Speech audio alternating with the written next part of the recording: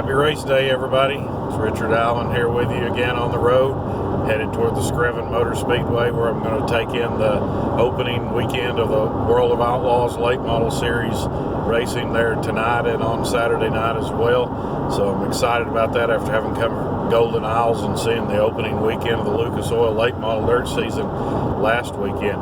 Before we start talking about the World of Outlaws, how about Scott Bloomquist?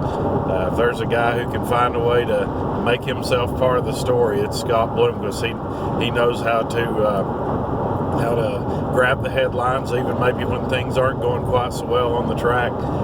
Whether it's driving around in a convertible with no shirt on around Florida, or arriving late to the track, or whatever it might be. And of course, this past Tuesday, he was entered in a race down at East Bay Raceway Park and had some issues in his heat race and opted to take a series provisional to make the feature, and then apparently left the track, and someone else started the car and drove it around for a few laps to collect the last place money. And the Lucas Oil officials not too happy about that, and rightfully so. They should not be, and wound up suspending Bloomquist from last night's race, as well as taking a little money away from him as well. So an interesting development there. So Scott always has a way of becoming the story, even if he's not necessarily running up front, which he has not really been running up front all that often so far this year. He did have a one good race out there at Golden Isles, so we'll see once the points start being paid out. I suspect that we'll start seeing the zero car running closer toward the front. And now, getting to the World of Outlaws, who are getting ready to start their season. It's an interesting season for sure coming up, as Michael Moats and I discussed on our Turn 2 blog back earlier in the week.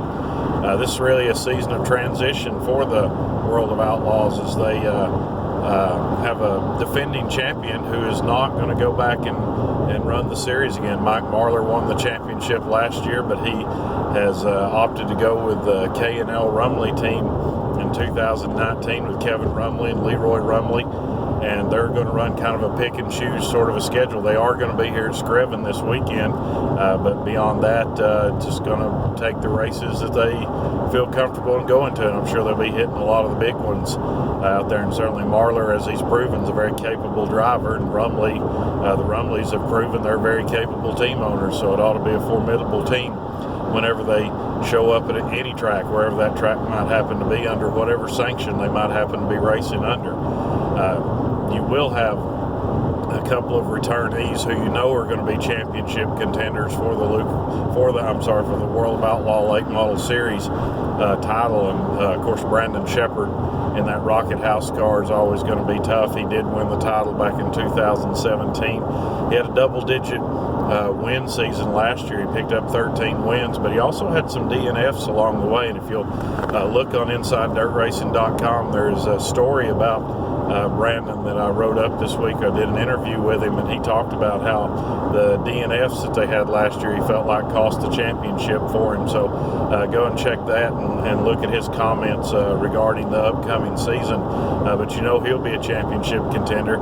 And then, of course, another guy who's he's come close 2 years in a row, but hasn't quite gotten over the top yet, and that'd be Chris Madden. Madden will be once again competing for the World of Outlaws Championship. He's doing so for the third year with a third different team. Last year he drove the Barry Wright house car.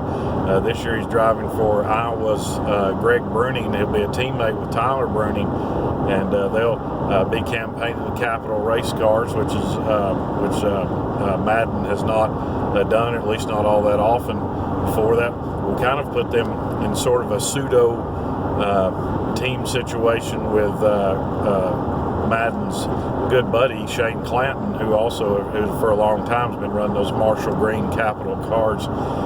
So that'll be interesting to see if they're able to successfully compete for the title, the two of them. Of course, Gallatin is a former champion too, so I'm sure he'll be right there in the mix as well. But will this be the year that Madden gets over the top? And again, if you'll go back on InsideDirtRacing.com, I have a story there that I did on Madden and whether or not this will be the year that he is finally able to conquer that. But those guys like that, Chris Madden and Brandon Shepard, Shane Clanton, they'll all be tough. Dennis Erb Jr. has committed to run the World of Outlaws series this year. He's been a long-time campaigner on the Lucas Oil Late Model Dirt series, so now he's going to attempt the World of Outlaws. I think there are tracks that are more suited to him and to his driving style, and also just simply closer to his Illinois home by running World Outlaws. So he's decided to make that switch over. And there'll be other guys. Last year Chase Youngins ran very well. He won a race. He was in contention a lot. So that'll be a guy to keep an eye on throughout the season as well. There are several contenders that look to run this series throughout the year. And this weekend at Screven Motor Speedway will be the time for them to start showing their stuff. And of course, after they run at Screven here these 2 nights, they move next week, to the Volusia Raceway Park there outside Daytona Beach, where they'll contest a whole week's worth of races. Now, only, I believe, 3 of those are World of Outlaw races. Others are Dirt Car National races. But nonetheless, money will be on the line. There'll be guys trying to pick up wins. But I'm anxious to get down here. I'm anxious to get going. I've only been to Screven a couple of times. One time several years ago. Has to be the coldest I've ever been in my life.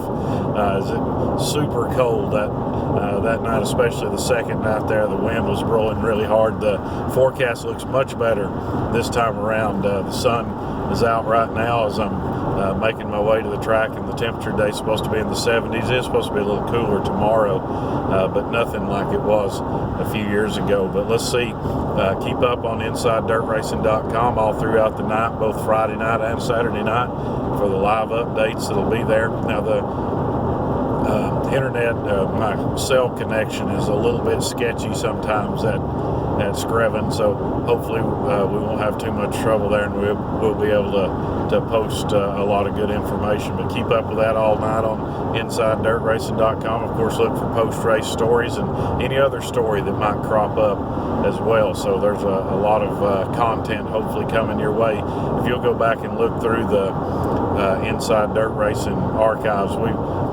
have written up every Speed Weeks race so far that's been held so far, with the exception of last night's win by Hudson O'Neill. I was not able to write that one up, but we've got everything else up there. The wins by Tyler Erb, the win by Earl Pearson at Golden Isles, all that's there included. So make sure and check it all out. Keep up with all the latest that's going on InsideDirtRacing.com. Thank you for checking in, and I look forward to communicating with you either by Twitter or on the website, or maybe even another one of these broadcasts somewhere along the weekend. Hope you have a great weekend. Hope you get out to a racetrack and check it out.